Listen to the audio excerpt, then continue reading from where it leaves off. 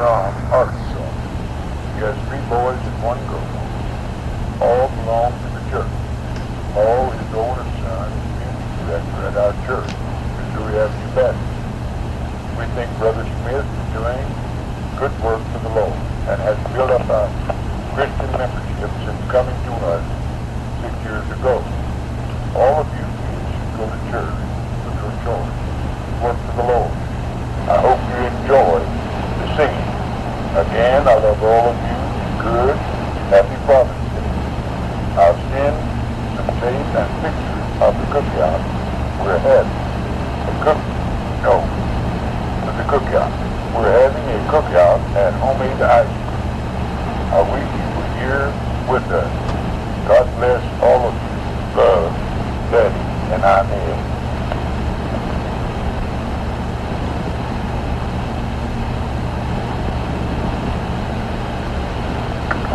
I visited my doctor, Dr. Days, after being released from the hospital. Very much I had been made, but he said I needed to do more walking. A friend of Greg's, Cynthia Parliament, said she had a little serving car, 3-shelf, that women use in their kitchen to carry the food from the hot stove to the table. It is wired up for electric current to keep it warm. Mr. Walter, a neighbor of mine, looked it over and he said, I believe we can use that to hold your portable oxygen tank on. He told me to go to Ace Hardware, buy 4 7-inch rubber-tired wheels and 2 rods of cold steel for the axles. He took the small wheels off, put the 7-inch wheels on, and he does a good job. He also covered one side with plywood and one end. Now I plan, maybe I will not be able to do it, but at 4:30, usually of a morning, I am sitting in my garage waiting for my paper to be thrown off the St. Louis Times. Cool, dark. I was thinking that maybe I could put my portable tank on the cart and push it ahead of me. Go down Evergreen or maybe a block.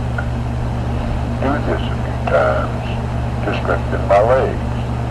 If I should need oxygen, I will have to do it with the canola in my nose and breathe and push along.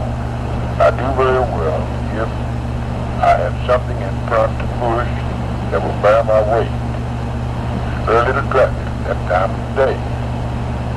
If I am successful and finally get to walking 2 or 3 blocks, when Ronnie and Chris come down, I plan on using my cart to go fishing out at the pier with them.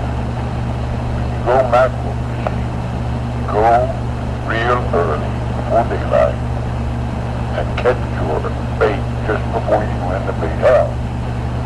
The bait being a shiner. Now to catch this shiner, you use a net, which we have, and you make a chum. The chum is made by taking cat food, sand, western oil, and mixing it all together to a crumbly mass. Once you put your net down, about 3 inches below the water, you sprinkle a little bit of the chum over top of it. The shiners come over top of the net to get that chum. Chris will jerk the net up quickly and you'll probably bring up 20 to 30 or 40, maybe 50 shiners at one time. Once we get all we think we'll need for the mackerel fishing, we go into the pier, buy our ticket, and then go out to the tee. Go to the right-hand side, which is the best place for mackerel. When the mackerel are hitting they say they are making a run. The right-hand corner of the tee is the best place.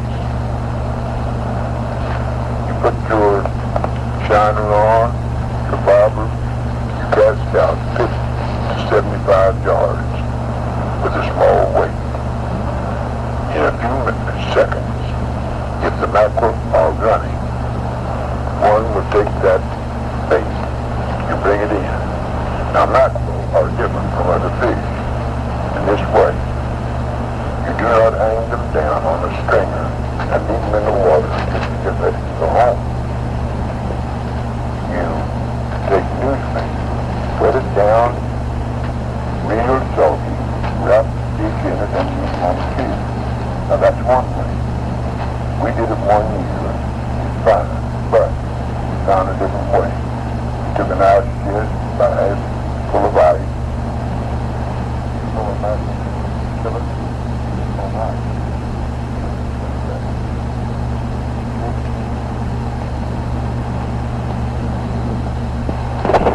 A short time ago, I found a Father's Day poem. The title is Give Daddy a Home. It was written by Mrs. G.L. Fleming. I'd like for you to listen to it. The funeral was over. The crowd had dispersed. The house seemed so sad and so lone. To the heartbroken old man who had gone to sleep, weeping for the wife who'd just gone. Downstairs the children assembled themselves to determine if they could who would keep the old man left all alone, but it seemed that none of them could. Who will keep Daddy? One of them moaned. Now that darling mother has gone. He's getting old and feeble too. We can't leave him here alone. I'm not strong enough to take care of him, his favorite fella said. I'm just so weak with a new baby too, I myself would soon be dead. Well, young Jim answered, I wouldn't care to take him home with me, but my wife wouldn't want her friends to see him. They're all high society. Ned stood with a solemn look on his face. Our house is quite small, said he. Scarcely room for my wife and myself, and our growing children 3. The youngest wept. My husband told me not to bring him back to our place. He's a candidate for judge this year. Dad's presence might hinder his race. Then Thrifty Rose cried, I can't keep him. I have to work every day. Of course, she added, my husband was too, but I sure need the extra pay. The youngest boy said I could take him if it wasn't that my young wife always goes out for parties and fun. Dad's presence would just spoil her life. 3 boys and 3 girls whom the old man loved had sacrificed that they may be fed. Get all the education he could afford, but he heard not a word they said. They argued and fussed till they were quite mad, and only one thing could agree. They would send Daddy away to a home, and each pay 1/6 of the fee. God in tender mercy, viewing all, sent the death angel from above, taking the spirit of the sleeping old man to join that of the wife he did love. They went to tell him all the decision they'd made, and found that their daddy had gone.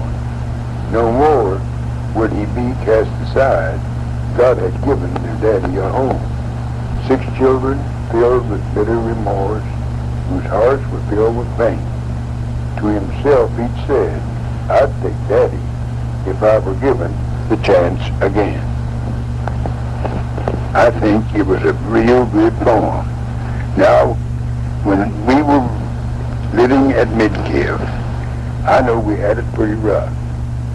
I had to work extra jobs to supplement my low salary as a teacher. But all of you kids were very good. You learned to share. You did your part, and I think I have a good family. I know that there were times that I even had to count my pennies. to see if I had lunch money for you kids to eat. You all did well in school, you did well in athletics, and we had many friends in the Midgift community. That was home for us for a long time. I know that it was rough losing your mother, but other people have it rough too. I stayed single for 7 years to help take care of you kids. I was mom and dad both for 7 years. I think that you all appreciate what I tried to do for you. And I think that you love me for it. That is the reason I don't think that you would ever be in a position as these 6 children were with their dad, trying to figure out who was going to take you. I hope it never comes to that with me. But if it does, surely somebody out of the 5 children could see that Daddy didn't have to go to a home. I'd like to take up one little interesting experience that we had while we lived at Midgear. On a visit down to see Son Johnson one day, a good friend of mine, I bought a billy goat for $2. We named him Wilkie. I brought him home. He got so he would follow you kids to the store, and just like a dog, and when a train would be coming, he would take off up the railroad, the train following, blowing his whistle.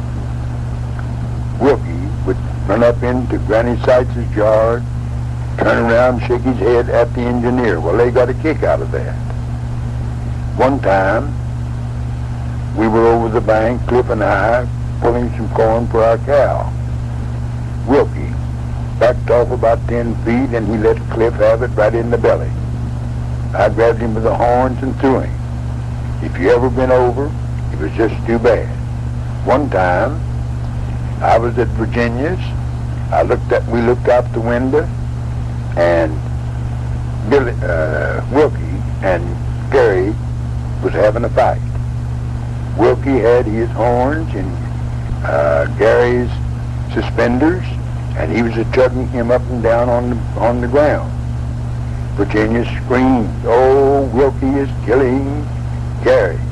We ran out, and Wilkie left. Wilkie, I took him one time with me to Road Fork, where I was teaching. And one of the boys said they had a nanny goat they'd like to buy him to breed and raise some new goats. So on this morning, I took Wilkie with me to school. We had a slicky slide up on the hill. The kids cut a path. They would get up there on a sled and come down just flying over that hill. Well, on this morning, Wilkie heard them up on the hill. He went up into the bushes and was standing there with both feet on a big rock. They had never seen Wilkie. This was my first trip bringing him. As they came by, he jumped at them, and they went off of that sled in all directions through the woods, running, screaming. They ran into the schoolhouse, jumped up on their desk, Wilkie right after them, and they were scared to death. So after that, I had to be careful when I took Wilkie with me. I loaned him to one of the students to breed his nanny goat. That was the last I saw of Wilkie. The little boy told me that his daddy said that Wilkie must have got killed, or he must have run away. But that was some experience. When I started teaching at Road Fork, they had no playground, just a strip of land between the road and the creek. I like basketball. Well, those kids had probably, many of them had never seen a basketball. I did have one girl came from Sulphur Springs for Hildred Atkins, and enrolled in my school. I had had Hildred in the Ranger School. She was not very large, dark-complected, pretty girl, but she was some athlete. We practiced basketball and entered the county basketball tournament at Gribbersville. We had to play Brankston, a large-rated school, in the finals. I told the other 4 girls, I said, when you get the ball, don't move, give it to Hildred. They would do that. Hildred would take that ball, she would dribble, and she would usually be met at the center line by 2 big Messinger girls and 2 large Davidson girls. They would have it out. Finally, we won the ball game. There were 10 categories that a player could win a prize in. 10 of them. The prize was $1 silver. Hildred won all 10. She came over to me and said, "Here, Mr. Cummings, I want you to have one." That was the first championship of any kind that Road Fork ever had. Hildred had been in my school at Ranger 2 years before that, and in county field days, in all events, Hildred would win first place. She was, and I've said it many times, the best athlete, boy or girl, I ever had in my 48 years of teaching. Hildred is still living at Sulphur Spring Forum. A short time ago, she wrote me a nice letter where she'd seen my name in the county paper. She thanked me for what I did for her, as she was when she was a student in my school. Someday, I hope to visit with Hildred to see her. She grew up, all the other children in her family were boys. A brother was Alfred Atkins. Another brother was Bill Snag. And she had it pretty rough.